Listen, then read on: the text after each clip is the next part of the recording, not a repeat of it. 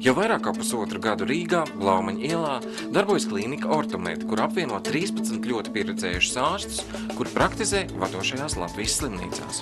Pacientam šeit ir pieejams tātad traumatologs ortopēds, rokas ķirurgs, bērnu traumatologs ortopēds, anesteziologs, mugurkaula ķirurgs, algologs, kas ir sāpju speciālists, arī plastikas ķirurgs, neirologs un radiologs diagnosts.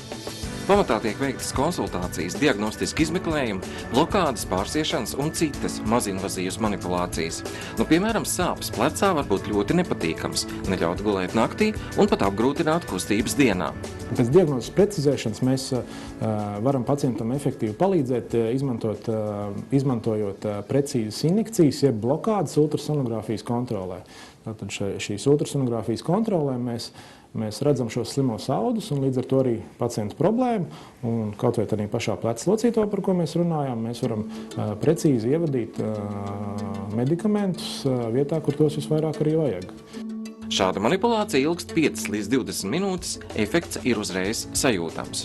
Bieži atnāk pacients un viņš ir apjucis, jo viņam ir muguras sāpes, viņam ir kādi izmeklējumi veikti, rentgena aprakstu un datortomogrāfijas aprakstu, kur ir sarakstīti briesmīgi vārdi, nesaprotami svešvalodās. Viņš ir mēģinājis arī kaut kā jau ārstēties, ir zāles lietojis, ir masāžas izgājis.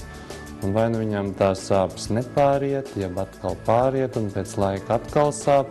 Un mans uzdevums ir ar pacientu izrunāt to problēmu un saprast, kas īsti ir tas sāpju cēlonis. Mugurkaula ķirurģija pēdējo gadu laikā strauji attīstījusies, liekot uzsvaru uz maz traumatiskām operācijām. Pacienti bieži par to nav informēti, saka mugurkaula ķirurgs Kalvis Brīvks.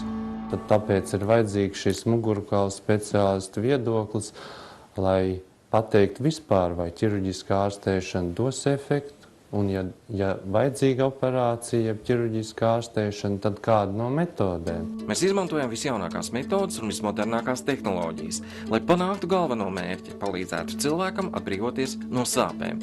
Tā saka algologs, jeb sāpju speciālists Aleksejs Miščuks. Mēs no šīs puses vizualizējam gan adatu, gan mērķa objektu, tad mēs arī ļoti precīzi pozicionējam adatas galu tieši tur, kur viņam ir jābūt, un tad arī ielaižam medikamentus. Sāpju kabinetā tiek uzmeklēts sāpju cēlonis, veikta diagnostika un tad veikta ārstēšana, kurā bieži un plaši izmanto ultrasonogrāfiju. Tātad mums ir ļoti liela pieredze jebkuru nervu bloku veikšanai.